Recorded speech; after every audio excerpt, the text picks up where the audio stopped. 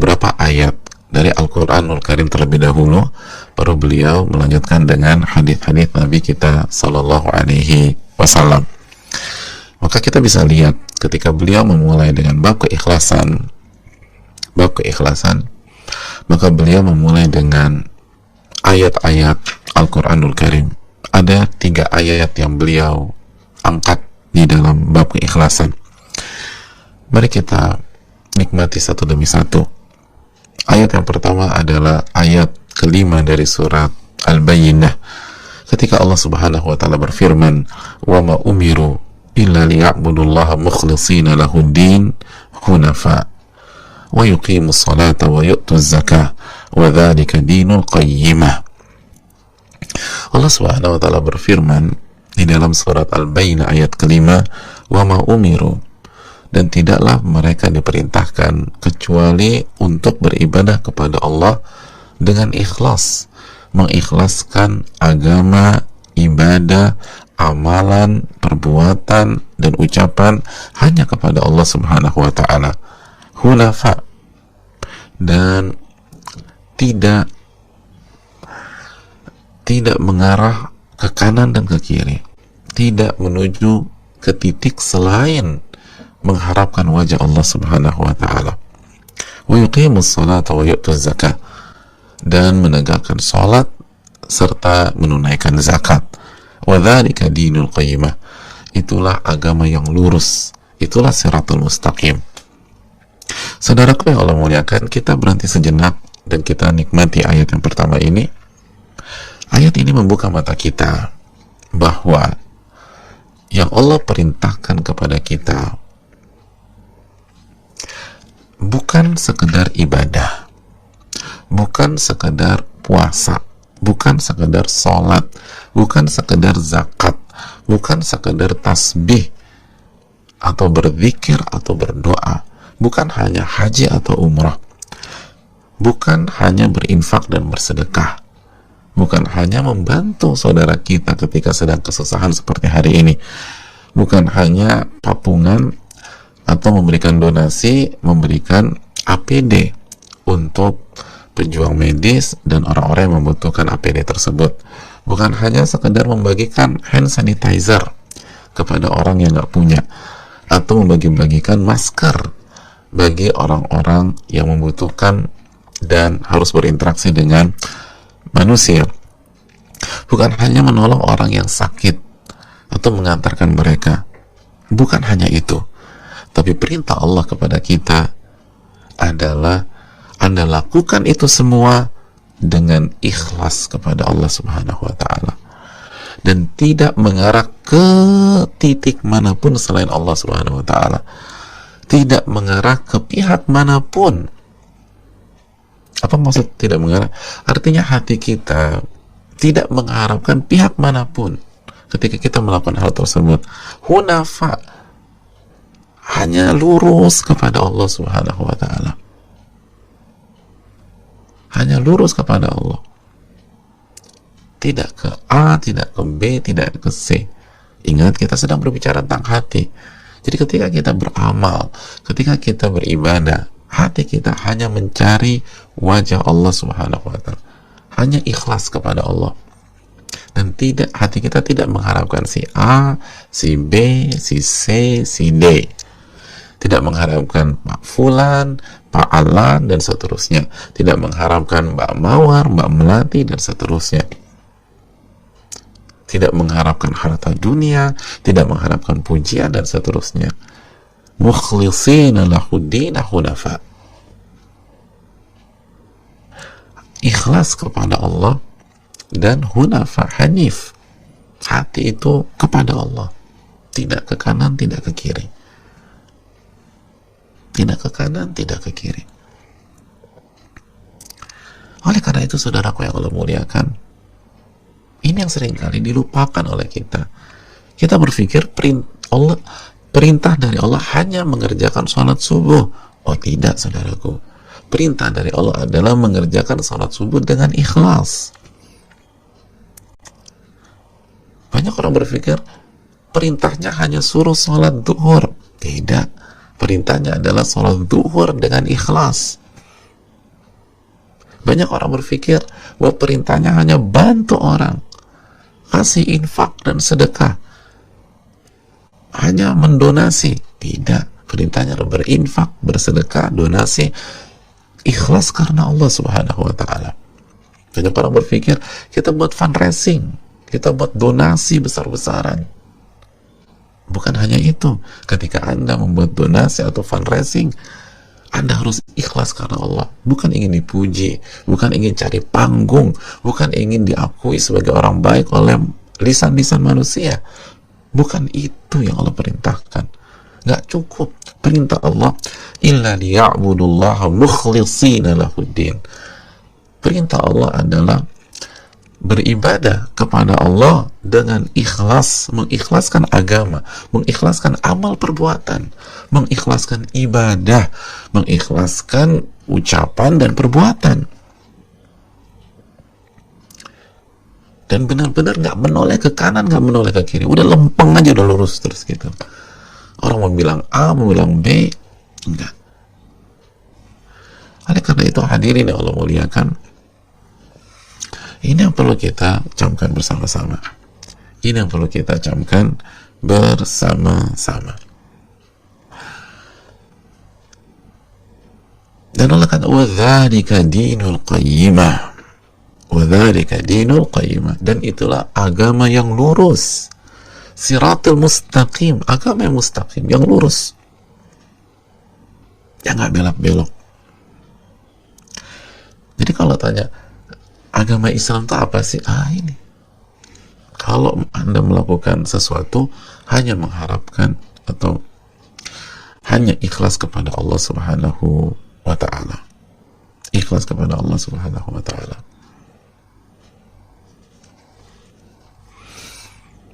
Jadi hadirin Allah muliakan,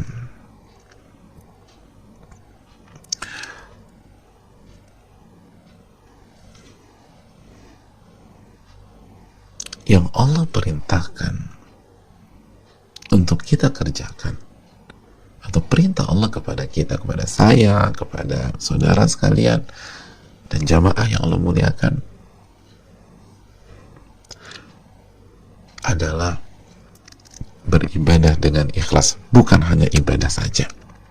Nah, timbul pertanyaan, apa yang dimaksud dengan keikhlasan? Sekali lagi, apa yang dimaksud dengan keikhlasan? Saudaraku yang Allah muliakan, keikhlasan secara bahasa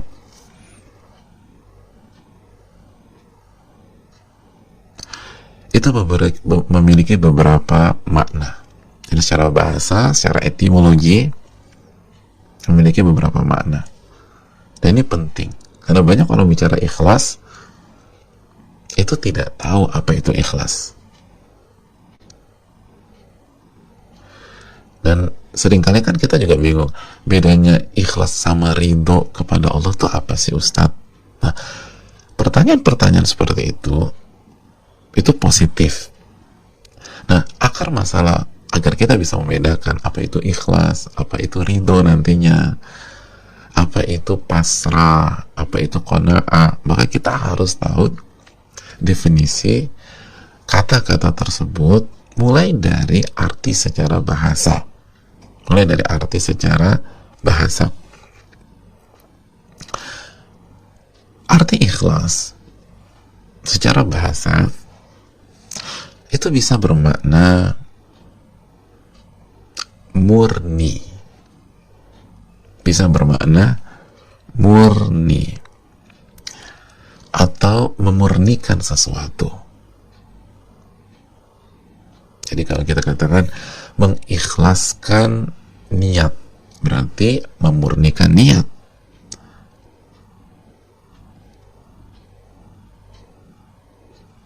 Jadi ikhlas bisa bermakna murni.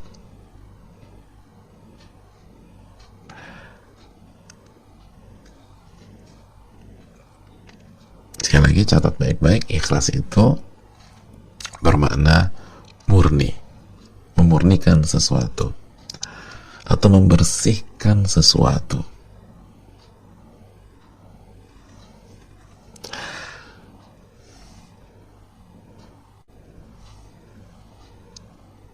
bisa bermakna jernih,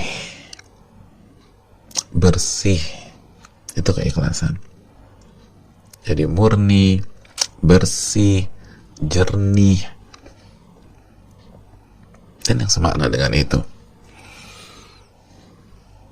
Dan ini pakar bahasa yang mengatakan ikhlas itu murni, itu seperti Al-Imam Ibnu Faris,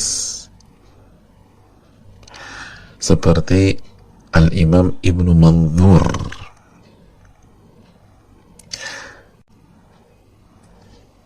dan mengatakan ikhlas itu jernih seperti Al-Imam Ar-Raghib Al-Asfahani. Dan nama-nama itu nama-nama besar dalam ilmu bahasa Arab.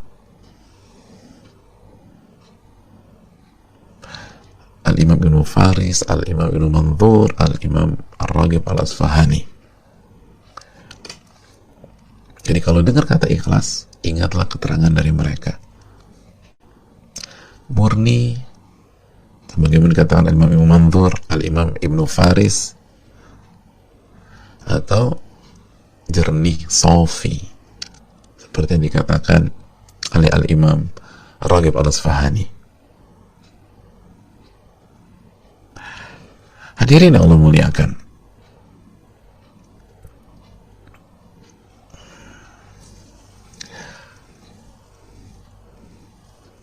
di antara dalil tentang makna secara bahasa ini adalah kita bisa buka firman Allah Subhanahu wa ta'ala dalam surat An-Nahl ayat 66.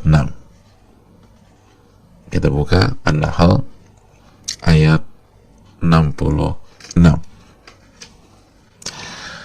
Hadirin yang Allah muliakan, dalam surat An-Nahl ayat 66 Allah berfirman, wa inna lakum fil an'ami la'ibrah. Sesungguhnya di dalam penciptaan hewan-hewan ternak itu ada pelajaran bagi kalian. Ada pelajaran bagi kalian.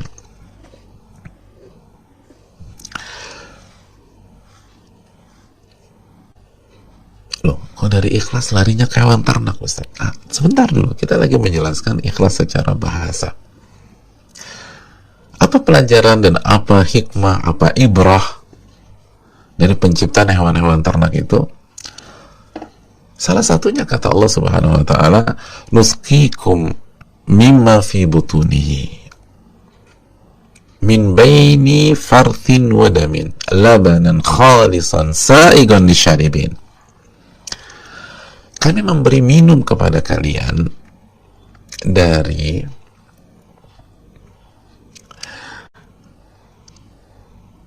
sesuatu yang berasal dari perut hewan-hewan ternak itu. Dan menariknya, salurannya di antara di antara darah dan kotoran, atau kotoran dan darah. Apa hal itu? Labanan, susu, khalisan, dan khalisan, yang ikhlas. Kalau kita pakai terjemahan Letterlock, susu yang ikhlas, sa'igon lisyaribin, yang higienis dan layak diminum oleh orang-orang yang ingin meminumnya. Susu yang ikhlas. Apa maksud susu yang ikhlas? Susu murni. Karena ikhlas dalam ayat ini bermakna secara bahasa, secara etimologi. Jadi ini pelajaran besar loh buat kita. Itu susu yang berada di perut hewan ternak tersebut, itu berada di antara kotoran, saluran kotoran dan darah, tapi nggak bercampur, walaupun sangat rentan, sangat dekat banget jaraknya, sangat dekat banget jaraknya, tapi bisa keluar ke kita. Itu benar-benar masih murni, sehingga higienis dan layak untuk diminum oleh orang yang ingin minum susu tersebut. Jadi arti ikhlas secara bahasa adalah murni, jernih, bersih, sebagaimana surat An-Nahl ayat 66. Saudaraku yang Allah muliakan, setelah kita memahami apa makna ikhlas secara bahasa, dan kita langsung dengar dari pakar-pakar bahasanya langsung seperti Ibnu Mandur, Ibnu Faris, mari kita melangkah. Lalu apa makna ikhlas secara istilah, secara terminologi? Dan sekilas info buat kita semua, saat kita membicarakan kata apapun, itu biasanya ada hubungan dan korelasi antara makna secara bahasa dan makna secara istilah. Dan ini bukan hanya bicara tentang kata-kata dalam bahasa Arab atau dalam bahasa agama kita, dalam bidang manapun biasanya ada korelasi antara secara bahasa dan secara istilah, secara etimologi dan secara terminologi. Makanya dibahasnya dari sisi bahasa dulu, karena sangat membantu memahami apa maksud dari kata ini dalam bidang tersebut. Nah, begitu juga setelah kita paham, oh ikhlas itu artinya murni ya, ikhlas itu artinya jernih, bersih,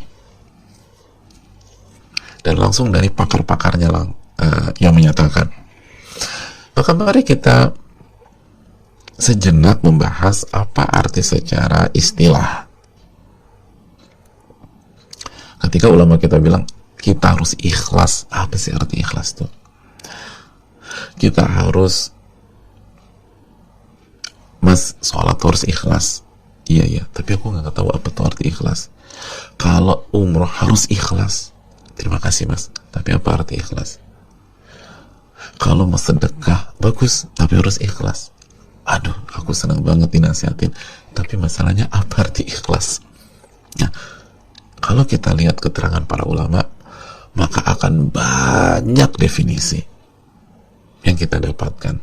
Akan ada banyak redaksi definisi yang kita peroleh. Oleh karena itu pada kesempatan kali kita nggak akan bahas semuanya. Ini sampai minggu depan juga nggak selesai kalau kita bahas satu persatu. Kita ambil beberapa contoh definisi dari para ulama yang dinilai oleh para pakar memaparkan ikhlas secara komprehensif, secara menyeluruh. Atau kalau dalam istilahnya jami' mani' gitu loh, komplit dan tidak ada celah untuk ruang untuk dikritik gitu loh. Jadi udah komplit lah. Di antaranya yang disampaikan Al-Imam Al-Izz bin Abdissalam dalam kitabnya Qawaidul Ahkam. Sekilas info, Al-Izz bin Abdissalam adalah seorang ulama Syafi'iyah besar dan luar biasa. Jadi salah satu ulama madhab Syafi'i. Beliau mengatakan ikhlas itu an yaqsid bi ta'atihi wajah Allah wa la yuridu biha siwah. Ikhlas itu adalah ketika seseorang dalam atau pada saat mengerjakan ketaatan itu mencari wajah Allah, menginginkan wajah Allah, dan tidak menginginkan selain Allah. Jadi pada saat mengerjakan ketaatan itu menginginkan wajah Allah dan tidak menginginkan selain Allah Subhanahu wa ta'ala. Itu yang disampaikan Al-Imam Al-Izz bin Abdissalam.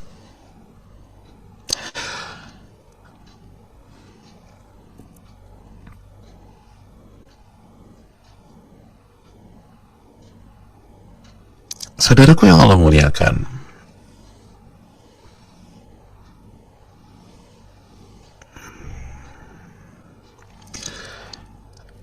Ada definisi menarik juga dari Syekhul Islam Al-Imam Ahmad bin Abdul Halim. Beliau menyatakan ikhlas itu khuluwul qalbi mimma siwallah wa sukunuhu ilallah.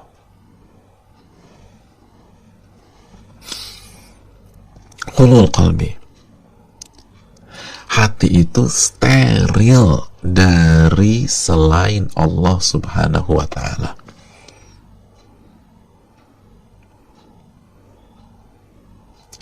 Hati itu steril, bersih dari selain Allah subhanahu wa ta'ala. Wa sukunuhu ilallah, karena ia begitu tenang menuju kepada Allah subhanahu wa ta'ala. Jadi hati itu udah nyaman banget sama Allah, menuju kepada Allah, mengharapkan wajah Allah, sehingga steril dari selain Allah subhanahu wa ta'ala. Jadi hati itu steril. Hati itu nggak mengharapkan ke A, ke B, ke C, ke D, dan seterusnya. Sebuah definisi yang sangat menarik dari beliau.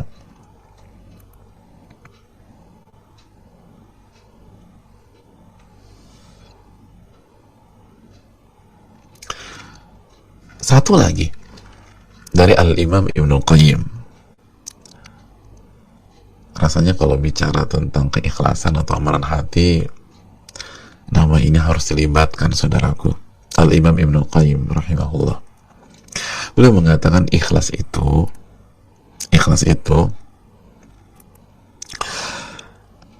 adalah qasdul ma'bud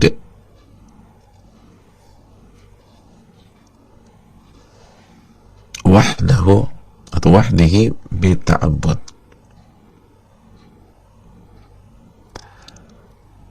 Qasdul ma'budi wahdihi bita'abbud,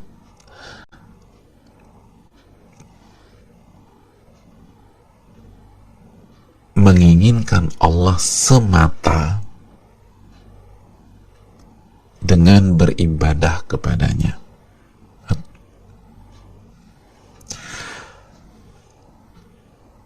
Jadi menginginkan Allah semata dengan beribadah kepadanya.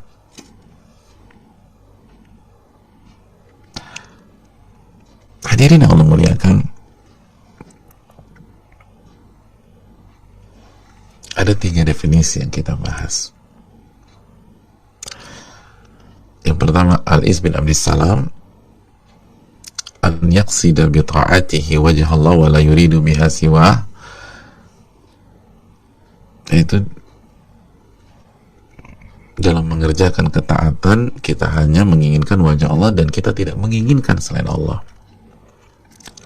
Lalu Syekhul Islam Imam Ahmad bin Abdul Halim, ikhlas itu hati itu steril dari selain Allah. Kenapa? Karena sudah dan nyaman, tenang, hanya menginginkan Allah subhanahu wa ta'ala. Itu ikhlas. Dan yang ketiga, Ibnul Qayyim, menginginkan Allah semata dengan beribadah kepadanya. Oh ya, sebelum kita lanjutkan, tolong dicatat definisi Al-Iz bin Abdissalam, bisa dicek dalam kitab beliau Qawaidul Ahkam. Qawaidul Ahkam. Adapun keterangan Syekhul Islam bisa dicek dalam kitab beliau Al-Istiqamah. Dan keterangan Al-Imam Ibnul Qayyim rahimahullah ta'ala bisa dicek dalam kitab Madarijus Salikin. Ya. Dan kalau kita perhatikan 3 definisi tersebut secara umum sama atau mengarah pada substansi yang sama. Perbedaan hanya perbedaan redaksi, perbedaan kata, tapi makna sama. Itu hanya menginginkan Allah subhanahu wa ta'ala pada saat kita beribadah.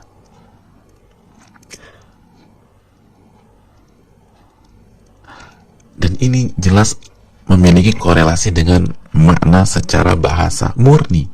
Jadi tujuan kita murni karena Allah, murni mencari wajah Allah Subhanahu wa ta'ala, murni. Lalu apa tadi secara bahasanya? Murni, jernih, bersih. Lihat, hati itu steril, bersih, hanya tertuju kepada Allah Subhanahu wa ta'ala. Ini yang tadi kita jelaskan, bahwa ada korelasi antara makna bahasa dan makna istilah. Karena makna secara bahasanya adalah murni, bersih, jernih, maka ketika hati masih mengharapkan pujian makhluk ketika beribadah, itu nggak murni, berarti itu nggak bersih dan nggak jernih, masih ada noda-noda berharap kepada makhluk, noda-noda pujian, noda-noda ambisi dunia. Allah minta murni. Jadi kembali kepada Al-Bayyinah ayat 5, wa ma umiru illa liya'budullaha mukhlishina lahuddin hunafa. Allah menginginkan, memerintahkan kita untuk ibadah dan memurnikan ibadah hanya mencari wajah Allah.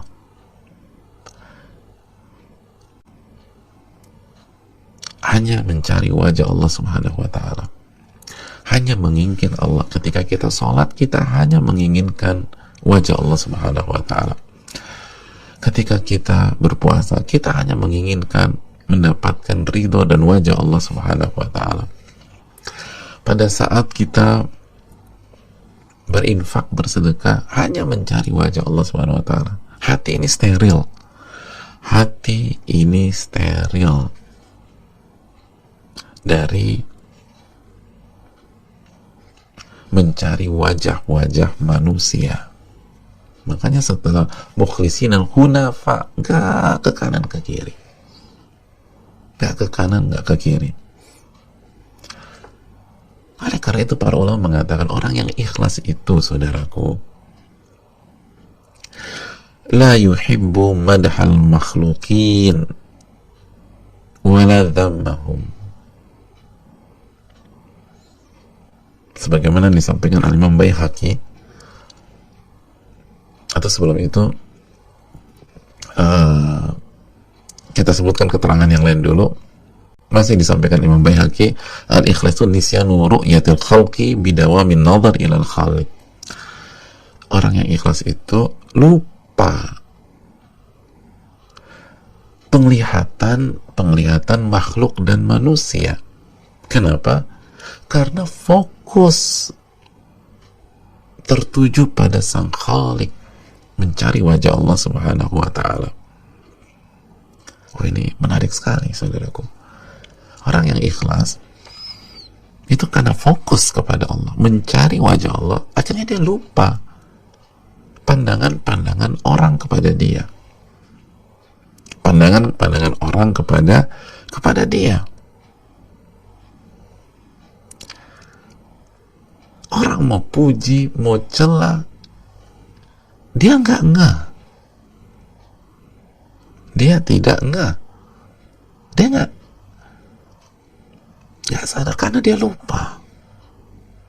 Fokus. Gimana sih kalau kita lagi fokus kepada sebuah kerjaan misalnya, atau ke sebuah titik, itu teman kita lagi muji kita, kita nggak sadar. Mohon maaf, lu ngomong apa tadi? Jadi nggak dengar gue ngomong dari tadi. Enggak. Padahal selama 5 menit dipuji terus sama nih orang. Kegeeran? Enggak. Terharu? Enggak. Berbunga-bunga? Enggak juga. Kenapa? Fokus. Atau sebaliknya, temannya yang ngeritik dia, cela dia, caci maki dia. Mohon maaf, bisa diulang tadi kamu ngomong apa ya? Ya Allah, nih orang nggak ada reaksi. Kenapa? Karena fokus mencari wajah Allah Subhanahu wa ta'ala, bukan wajah manusia. Makanya sekali lagi para ulama mengatakan la yuhibbu madhal makhluqin wa la dhammahum.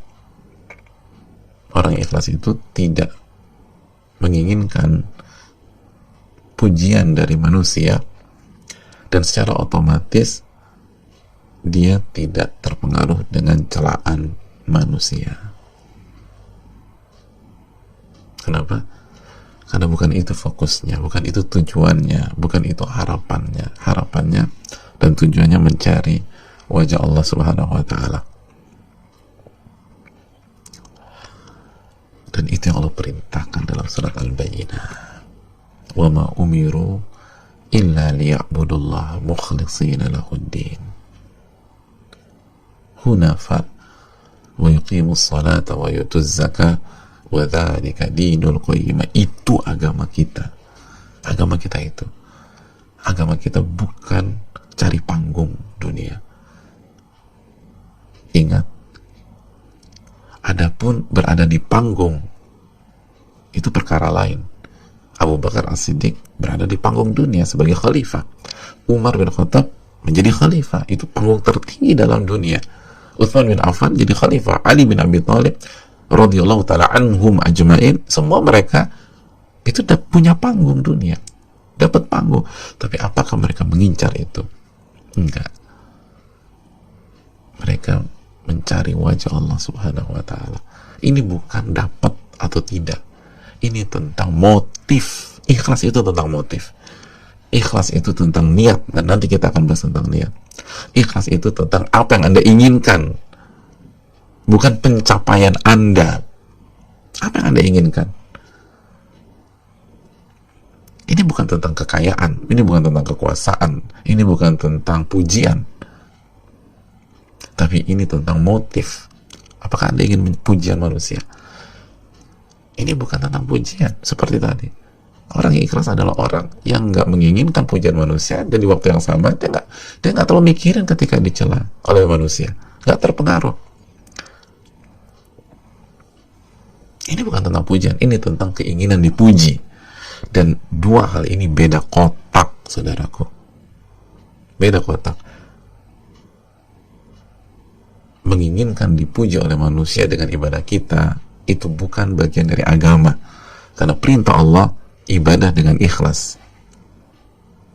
Tapi dipuji tanpa ada keinginan untuk dipuji, sekali lagi dipuji tanpa ada keinginan, harapan dan motif dan ambisi, itu bagian dari agama.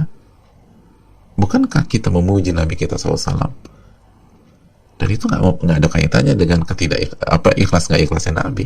Nabi orang yang paling ikhlas, tapi di waktu yang sama beliau adalah sosok yang paling dipuji di dalam agama kita. Bukankah salawat dan salam?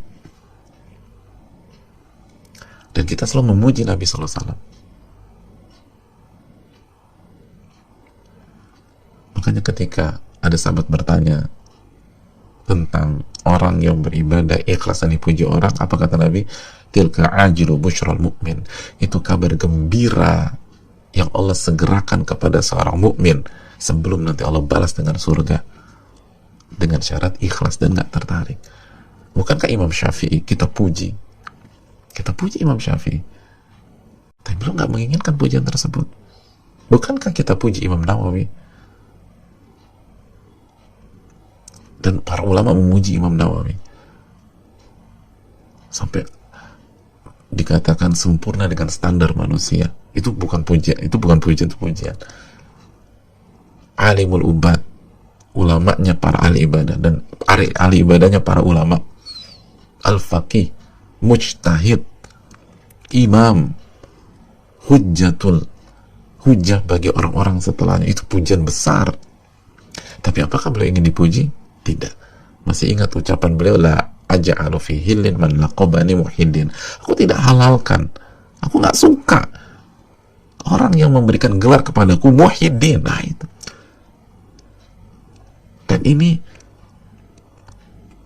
kekayaan konsep kita, saudaraku. Di satu sisi kita nggak ingin dipuji, dan itu harus tulus, harus jujur.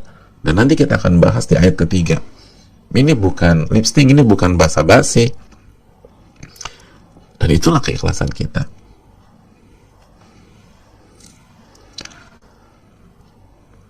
Tapi di sisi lain, pujian kepada seseorang yang ikhlas, yang baik, yang tulus, dan dia tidak inginkan, itu adalah kabar gembira yang Allah segerakan di dunia. Saudaraku yang Allah muliakan, oleh karena itu,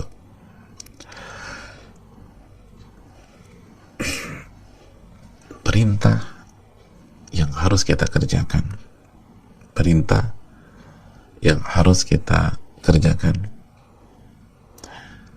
sebagaimana yang Allah sampaikan di dalam ayat ini, adalah beribadah kepada Allah dengan ikhlas.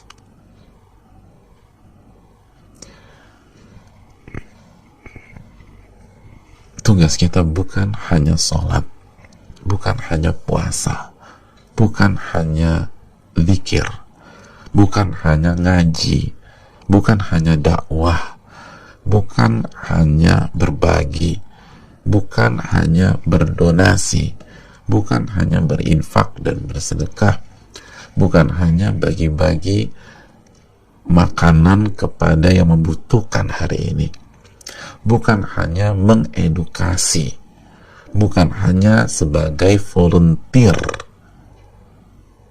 bukan hanya membantu orang, bukan hanya itu, tapi tugas kita, perintah Allah kepada kita, lakukan itu semua dengan ikhlas, hanya menginginkan wajah Allah, bukan menginginkan hal lain, khususnya bukan ingin dipuji oleh manusia, mendapatkan panggung dari manusia. Adapun jika kita sudah berusaha ikhlas tapi masih dipuji, atau kita berusaha ikhlas dan dipuji oleh manusia, maka sekali lagi jawabannya ada pada hadis Abu Dzar yang diriwayatkan Imam Muslim, ketika Nabi ditanya, ara'aita rajul ya'malul amala minal khair wa yahmaduhu an-nas alaih, ya Rasulullah, bagaimana menurut engkau apabila ada seseorang yang mengerjakan amal-amal kebaikan ikhlas, dan setelah itu dia dipuji sama manusia, dikasih panggung sama manusia, tapi dia nggak pernah inginkan itu, dia hanya menginginkan wajah Allah Subhanahu wa ta'ala. Apa kata Nabi SAW? Sekali lagi, tilka ajilu bushral mu'min, itu adalah berita gembira dari Allah yang Allah segerakan untuk seorang mukmin sebelum dia mendapatkan berbagai macam kenikmatan di alam barzakh dan akhirat. Ini semua tentang motif. Apa motif kita? Oleh karena itu, jaga terus hati kita, sterilkan dari keinginan duniawi pada saat kita beribadah kepada Allah, dan nikmati, rasakan kenyamanan ketika kita hanya menginginkan wajah Allah Subhanahu wa ta'ala, sebagaimana dijelaskan oleh Syekhul Islam. Ini bisa disampaikan, semoga bermanfaat, dan kita akan lanjut ke ayat yang kedua insyaallah ta'ala di esok pagi. Semoga kita bisa istiqomah, dan tentu saja kita bisa ikhlas dalam mengkaji buku ini, dalam ibadah-ibadah yang lain. Dan ini waktunya menata lagi hati kita dan mengevaluasi hati kita. Aku qouli hadza wa astaghfirullah wa lakum, subhanaka wa bihamdika la ilaha illa anta Astagfirullahaladzim. Assalamualaikum warahmatullahi wabarakatuh.